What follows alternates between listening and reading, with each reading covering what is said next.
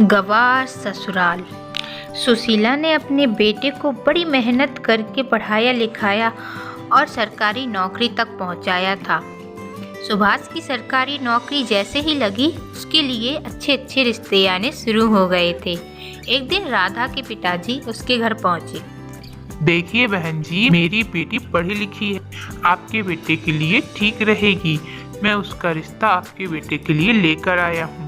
जी अच्छा, आप फोटो छोड़ जाइए, मैं सुभाष को दिखा दूंगी। मैं आपके लिए पानी लेकर आती हूँ। राधा का पिता घर को देखता है।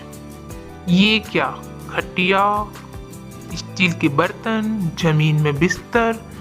हे भगवान, कितना पैसा लगाना पड़ेगा मुझे इस घर को सुधारने के लिए। इस तरह के घर में मेरी बेटी तो नहीं रह पाएगी। राधा का पिता इधर उधर देख देख के घर देख रहा था। तभी सुभाष की माँ आती है। वो क्या है ना कि सुभाष के पिताजी बहुत जल्दी गुजर गए थे और सारा घर मैंने ही संभाला है। या तो मैं अपने घर को सजाने में अपने पैसा लगाती या तो फिर अपने बेटे को पढ़ा लिखा लेती। तभी आपको ये घर ऐसा लग रहा है। अरे कोई बात नहीं बहन जी, हम सब समझते हैं। अब हमारी बेटी शादी करके आएगी तो कुछ तो लाएगी ही। अरे नहीं नहीं, सुभाष तो दहेज के खिलाफ है। अब वो कमाने लगा है तो वो खुद खरीद सकता है सब कुछ। उसे जिस चीज़ की भी ज़रूरत हो वो खुद खरीद लेगा। पिता इन चीज़ों को नज़रअंदाज कर देता है और क्योंकि सुभाष सरकारी नौकरी करता था इसलिए राधा के पिता आंख बंद करके बस राधा की शादी सुभाष के साथ करवाना चाहते थे और कुछ दिनों बाद उन दोनों की शादी हो भी जाती है। एक दिन सुभाष, माँ, चाय देना जरा। अरे अब तो तेरी शादी हो गई है, अब तो अपनी बीवी से मांग लिया कर। मैं पूजा कर रही थी, पूजा करने से उठा लिया मुझे। राधा कप देखती है, छोटे छोटे से कप।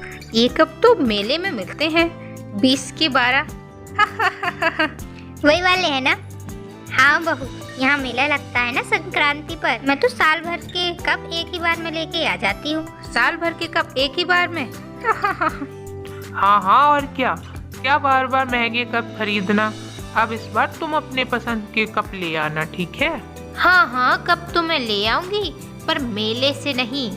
वो क्या है ना, आज मेरे कजन्स आ रही हैं तो आप उनसे मिलके जाना प्लीज।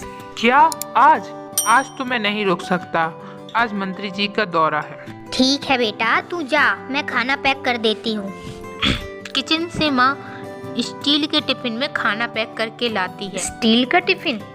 ऐसा लग रहा है जैसे किसी मजदूर का खाना पैक हुआ है। क्या माँ जी, आजकल तो इतने स्टाइलिश टिफिन आ रहे हैं मार्केट में। ये कोई ऐसा वैसा टिफिन नहीं है राधा, ये मेरे पापा का टिफिन है। वो मजदूर ही तो थे। अरे लेकिन वो मजदूर थे, तुम तो सरकारी ऑफिसर हो, तुम्हें तो अच्छी तरह से रहना चाहिए ना। हाँ बेटा, पर है तो उसी मजदूर का बेटा ही ना। और वैसे भी क्या फ़ायदा इन चीज़ों का, हमारा रहन सहन तो ऐसा ही है। खैर, सुभाष जॉब के लिए निकल जाता है और राधा की कजन बहनें आ जाती हैं। अरे राधा, ये क्या हाल बना रखा है तूने घर का, और ये बिस्तर जमीन पर क्यों लगा रखा है, और चादर तो देख कैसी है। हाँ यार, क्या करूँ, इनकी जॉब अभी तो लगी है, अब धीरे धीरे सामान आएगा घर में। अरे तो चाचू ने कुछ नहीं दिया क्या? वो तो दे रहे थे पर ये दहेज के खिलाफ है इसलिए इन्होंने मना कर दिया। अरे तो क्या हुआ, EMI नहीं सुना क्या तेरे पति ने? अरे क्या कुछ नहीं मिल जाता क्रेडिट कार्ड में? राधा को वाकई में बहुत इंसल्ट फील हो रहा था क्योंकि सच में घर वाकई गवारों वाला लग रहा था।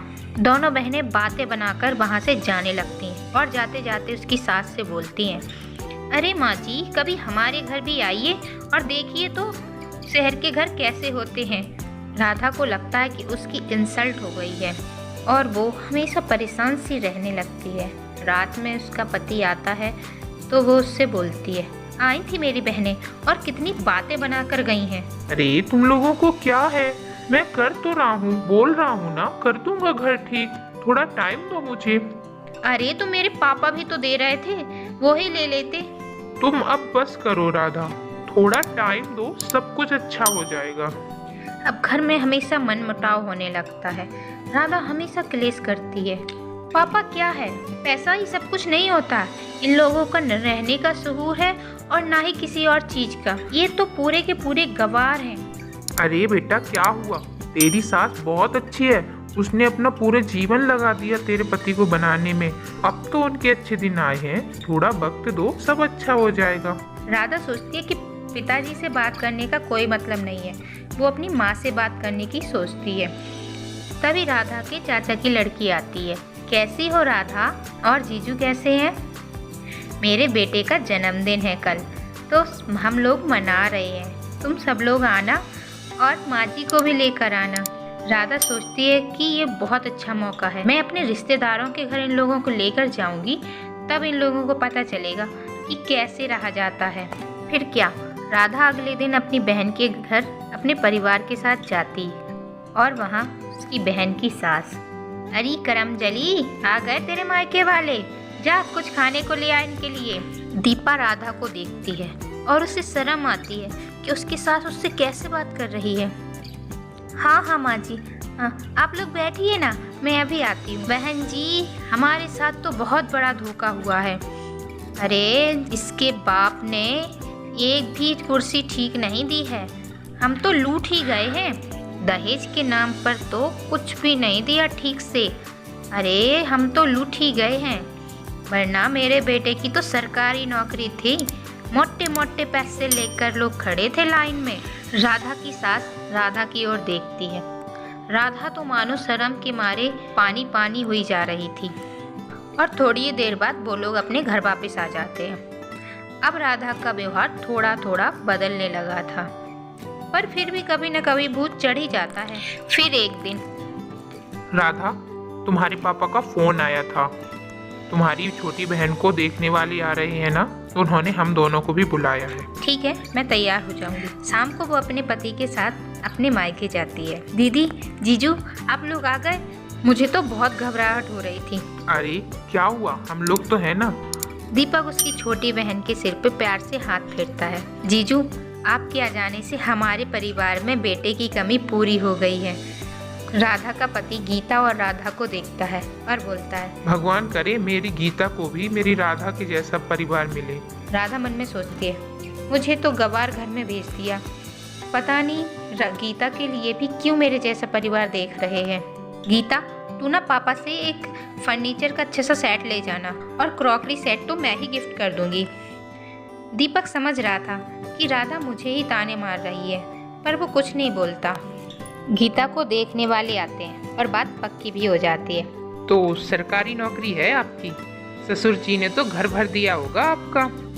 नहीं, आपने कहा ना सरकारी नौकरी है तो तनख्वाह भी मिलती है, तो मैं खुद ही सक्षम हूँ सारी खरीदारी करने में।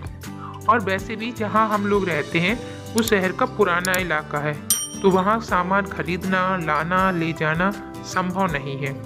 मैं कोठी बनवा रहा हूँ सिविल लाइन पे, और दिल्ली से इंटीरियर डिजाइनर्स की एक टीम बुलवाकर भी लगा रखी है। 1 साल के अंदर सारा काम पूरा हो जाएगा और फिर हम वहीं पर शिफ्ट हो जाएंगे। राधा दीपक को देखती रह जाती है। वो अचंभित थी कि इतना सब हो रहा है और उसे पता भी नहीं है। मैं तुझे सरप्राइज देने वाला था। गीता को जो लोग देखने आए थे वो भी बिना पैसों के शादी तय कर जाते हैं और सब कुछ फिक्स हो जाता है। पिता खुश होते हैं कि उसे उनकी बेटियों के लिए अच्छे दामाद और अच्छे परिवार मिले हैं। तो वहीं राधा की आंखों में भी आंसू आ जाते हैं। वो अपने पति के साथ अपने उसी गवार ससुराल में वापस आ जाती है, लेकिन इस बार उसे खुशी होती है कि वो एक अच्छे परिवार की बहू है।